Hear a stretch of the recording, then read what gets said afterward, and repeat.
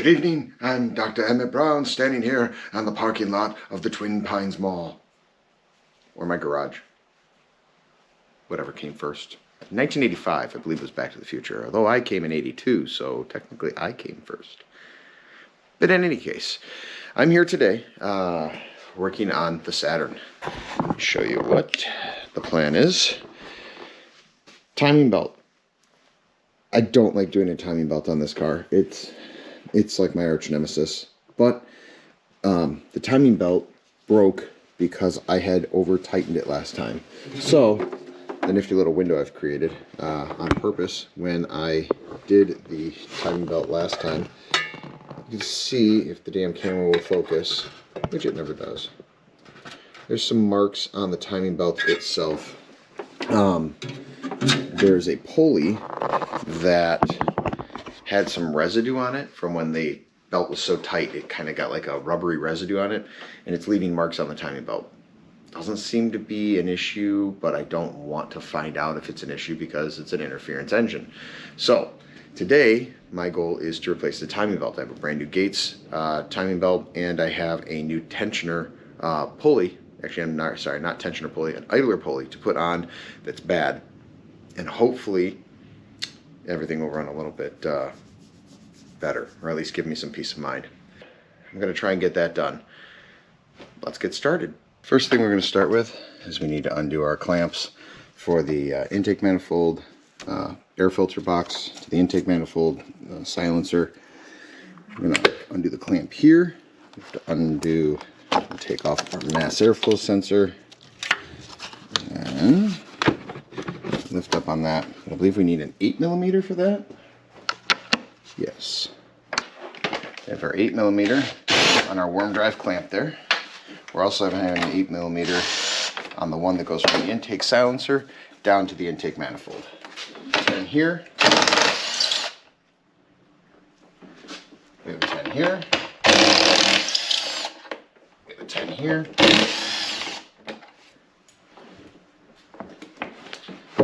Now,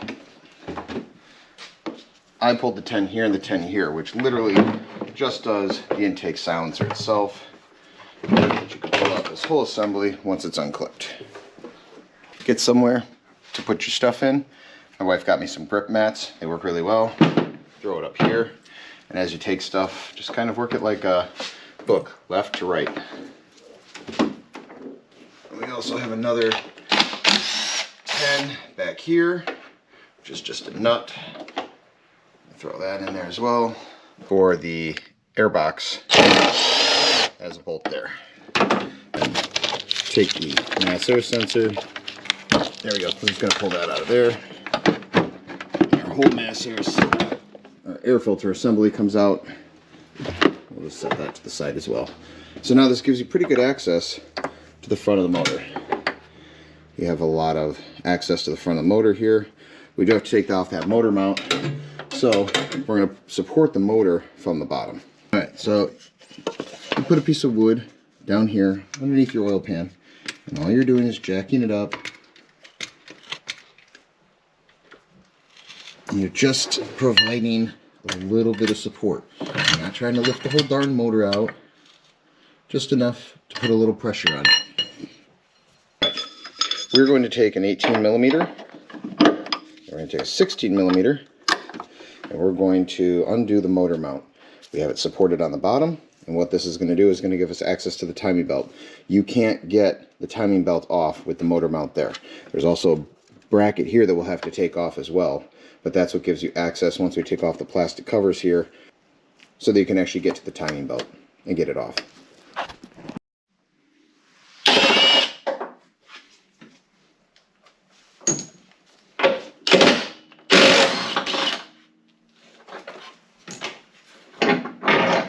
Just like that, our motor mount comes out. Now that we have our motor mount out of the way, we have to get off the bracket that actually attaches to the motor. The motor is being supported now just by the jack stand on this side. So once we get this off, we're going to take our tensioner, we're going to relieve the tension, take off our serpentine belt, we have to remove the tensioner itself, and then we can get this plastic cover out of the way. We'll also have to take off our crankshaft pulley, and I think we have to take off this idler pulley here. I can't remember exactly, but I'm pretty sure.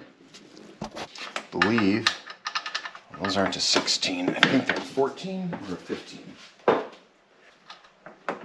Let's see, 15 fits way better.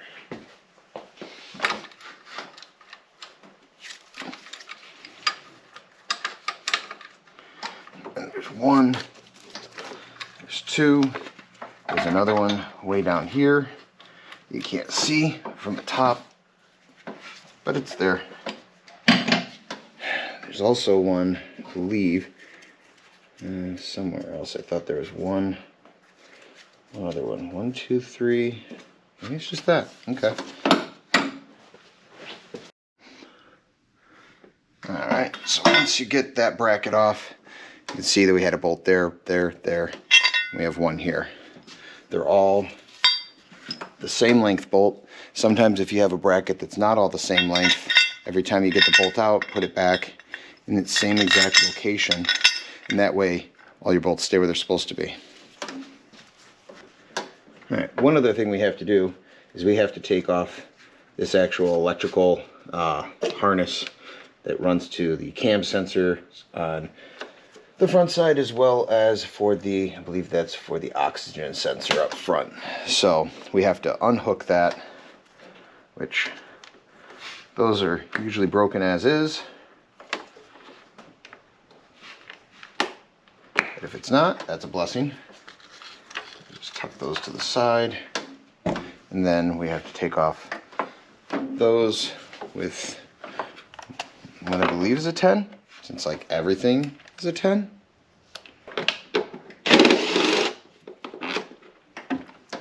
Those are small little bolts. Throw those in back. Alright.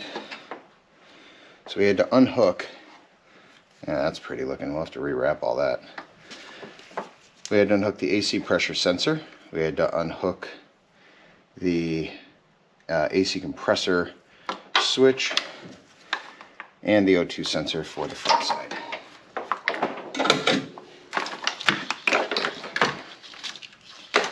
Set that whole harness off to the side.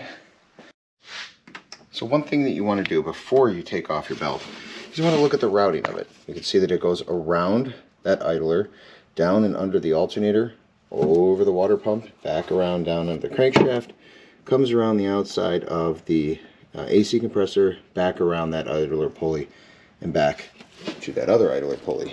So we have an idler pulley, we have an idler pulley, we have a water pump, we have our crankshaft, and we have our alternator. So we're going to draw the diagram just as it goes. Oops. See, I forgot the AC compressor. Such a good drawing. Okay, so now at least when I go to put my belt back on, I can see the routing that it's supposed to go, and it makes my life a little bit easier. To do our accessories for our belt, we do a 15 millimeter. You're going to turn it so that it's tightening. You push down, and what that does is it releases all the tension on the belt itself, so you get enough slack to be able to get it off. Okay, so taking off our serpentine belt, we push down, take some slack, take off our wrench itself. We're going to pull it out, pull it down, around, and there's our serpentine belt. So you can have as many cracks as you want going this way, really. It's just the cracks going along the belt that you don't want to have. But this one looks to be in really good shape. So we're going to reuse it. Next, we're going to take off our water pump pulley. We have our idler pulley. We have an idler pulley, but that idler pulley is attached to a tensioner, so we have to take the tensioner off, which is kind of a pain in the butt. But we're going to take off at least everything in the front here so we can get this cover off, and then we can get access to the timing belt. So, broken all of the bolts free. And a little bit of wiggling. Our water pump pulley comes right off. Feel the shaft of your water pump. A little bit of play. It's very, very, very, very minute.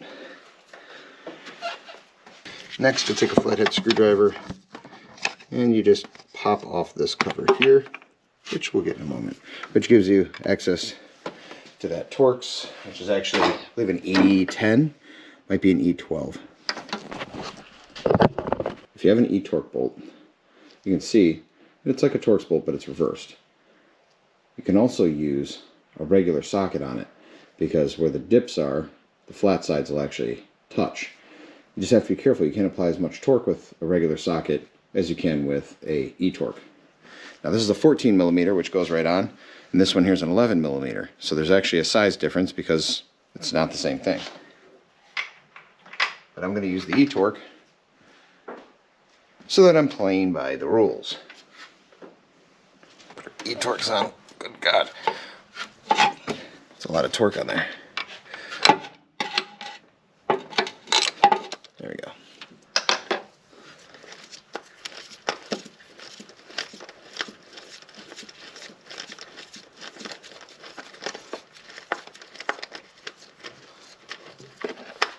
And there we go.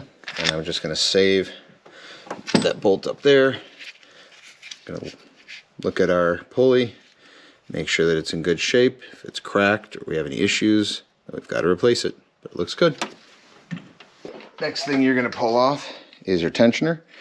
That's your accessory belt tensioner. Spins nicely. Two 15 millimeter bolts. It attaches on the back side of the motor like so. Okay, one thing you have to do in order to get access to your crank pulley is you have to undo these little guys right here. I had a better tool. I don't know where that tool went.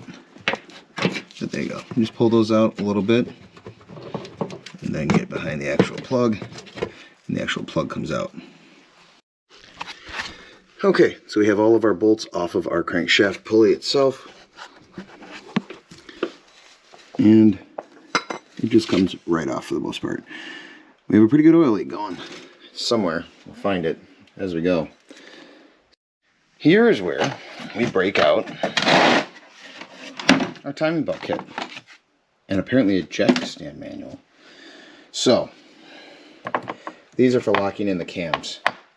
This is for aligning to make sure that the belt is properly aligned. You have this for adjusting your tensioners, this for locking in your timing belt at the bottom of the crankshaft, and then we have the actual socket that goes on the bottom of the crank pulley. This you bolt into your crankshaft, and it actually pushes up against your water pump and keeps your crankshaft from turning. Kind of nifty. Alright, so now we're going to take off all of our Torx bolts there. We have 1, 2, 3, 4. And I think that's all of them that releases the cover for the timing belt, and then we'll get the timing belt exposed. So let me get that out of the way. And there comes our cover off. Exposing our timing belt. Looks like we might have a little bit of a camshaft seal there, or that could be coming from somewhere else, but we're really not going to dig that deep into that today because that's a lot more work. So you can see everything looks pretty good. You know, you can see that idle pulley there. See the gunk on it, on the actual pulley, which is creating those marks. So let's get the belt changed out, and we got to line up the engine first. You can see that our timing marks are here, here, there, there, and everything's not lined up right now. So we're going to line everything up, and then we'll put on the new belt and the new roller down there. So knowing that the motor's in time, you can see the pink mark there, pink mark there. We have pink marks there, and a pink mark there, all lined up with the notches on the top of the upper timing cover there on the back. Now on the bottom, you can see that there's a kind of an indent on the bottom of the crankshaft which lines up with that notch on the bottom of the, you can't see it real well, but that timing case in the aluminum, and there's a notch. As long as all that lines up, the motor's in time. So, bring my light back. So, it's just a matter of locking the cams in place, locking the crankshaft in place, taking off the tensioner, replacing that idler pulley, and putting a new belt on. Fingers crossed it all goes easily. Alright, so this is the part that I'm not a fan of and that I've always struggled with. But I have my one cam locker in here. The green one goes on the right side, the red one right here goes on the left side. But it's off by like just a little, it's super tight. And we're going to put that on and that on, which holds our belt just in place in case we need it to, so that won't move. But I hate this part because I have to release the tension on the actual tensioner itself and then try and get those cam locks in there. And there's springs inside the motor, and if you turn it, the cams can turn real quick, and if they do, it's an interference engine, and it's just such a mess. So yeah, I'm going to leave the camera on, but I'm not going to make any promises that anything I do is useful or pretty. In the actual tensioner itself is a spot to put the Allen, and then that's how you pull to rotate and create tension once you go to tighten down the tensioner. But we're going to put tension on it, release the nut, and slowly let the tension go. So we have a 13 millimeter.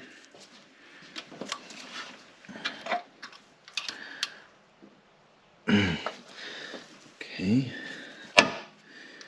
That won't work with that there.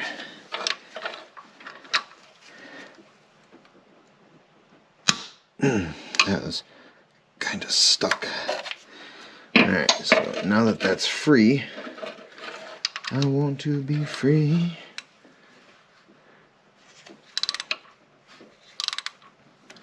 So what I'm doing is I'm loosening the nut on the actual tensioner itself, and then once I can rotate it down a little bit, it releases the tension on the belt. I'm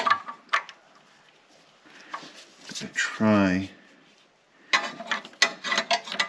and line up.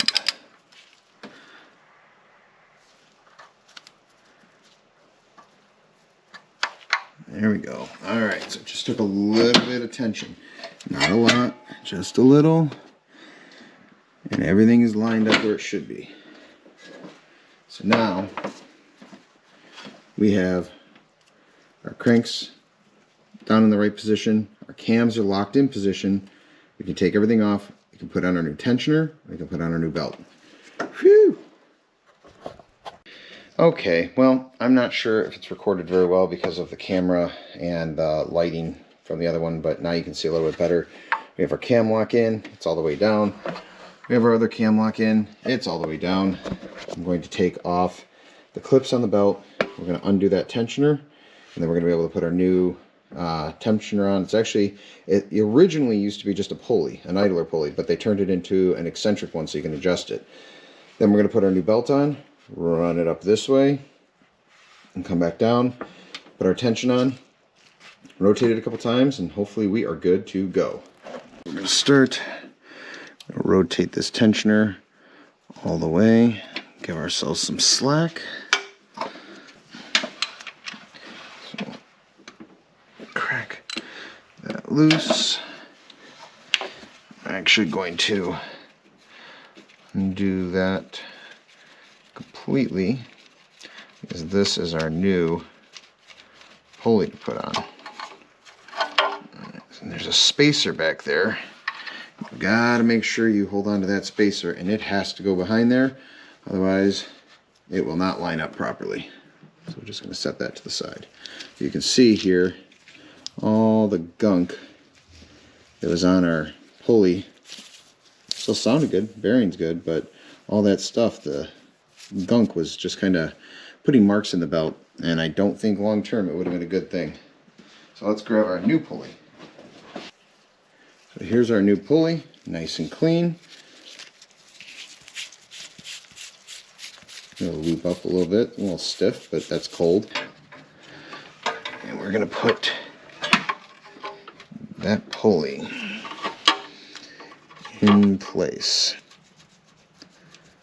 And I don't tighten that down yet until we have our new belt on.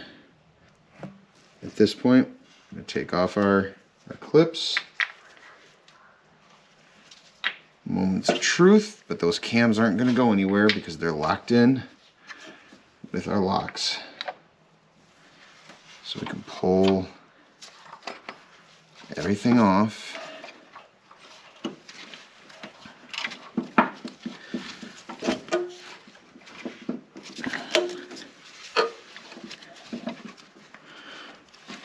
There we go. We have our crank down there. We have our belt off. Looking at our belt, I still have the original timing marks that are showing. So I don't think that we had excessive pressure on this. I really think it was just the oh, that's interesting. You can see here it was wearing at some point on the actual inside of this belt. Not a lot, but a little. So it's a good idea that we replaced it, because you never know. And as I've gotten better at doing it, it's just better practice. So let's grab our new belt. So when you look at a new belt, this is a Gates belt. It's a T285. We have yellow marks because of the style tensioner that we have. We have the newer style tensioner on this vehicle. So we have double yellow marks, which is what goes down on the bottom at your crankshaft. And then you route up, you'll get a yellow mark to line up with the first cam there. And then this will go down, and you'll get a yellow mark that should line up with the other cam. Or it might just be you get the one cam that has two marks, two yellows. I guess maybe those just line up with the first cam, and then after that it's just good to go. So let's put it on and see what happens. Alright, so here's where we're at. I've got the new timing belt on. Our arrows are pointing to the direction that the engine spins, which is clockwise. So we have our belt down on our crankshaft pulley. We have our little blue locker in there. What that does is that holds the belt in place while you're lining it up. There's the yellow double lines underneath, lined up with the middle of the crankshaft mark. Come up. We have our white marks on here. We have our yellow marks lined up here. And now what we're going to do is we're going to adjust our tensioners. And then we'll be able to pull out the blue belt holder there, pull everything out, rotate the motor, and make sure that nothing's going clickety clankety or you know, making it really tough. The wheel, we've got GoPro back. It died, and the light died. So, but I did put the belt back on. I tightened down the one pulley with the eccentric cam to about 8 o'clock. We have the other one down there at about 7 o'clock. And then we have our actual tensioner here. You can see that the little notch right here is in line with the notch there. You go a little bit past, then you tighten it down, and it comes back once you spin the motor around. I've spun the motor around a couple times, and everything is still lined up. We have our timing marks here and here, and here and here, and our crank pulley is still straight up and down. So everything's timed up. The belt, I think, has a good tension. We've got a little bit of deflection there, a little bit of deflection here. Nothing seems overly tight. I over-tightened the heck out of this belt once, and it was a huge mistake. It broke and took out my cylinder heads and everything. So I feel pretty confident in my work this time. Definitely happier, I can tell you that much. So, all right, moment of truth. Let's see if it starts. It's either going to be good or it's going to be bad.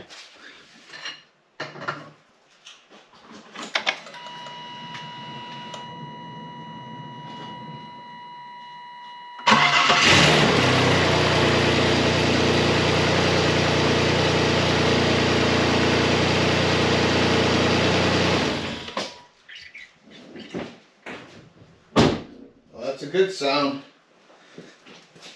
And it runs and it's smooth. Cool. All right, well that's going to do it. We got the timing belt replaced. We did a new roller. As you can see, this is the one that came out and has that kind of buildup of rubber and gunk. It was just too tight last time. So the belt itself, the replacement one from when this roller was there and went bad, doesn't look horrible. I mean, I can still see the print. So I'm going to say it was okay, but I feel much more confident in doing the job again. So it's probably the last time I ever do a timing belt on the Saturn. I kind of bittersweet, have to say. That makes me a little in the feels. But yeah, I appreciate you taking the time to watch. Hit that like button, hit subscribe, and I'll see you next time.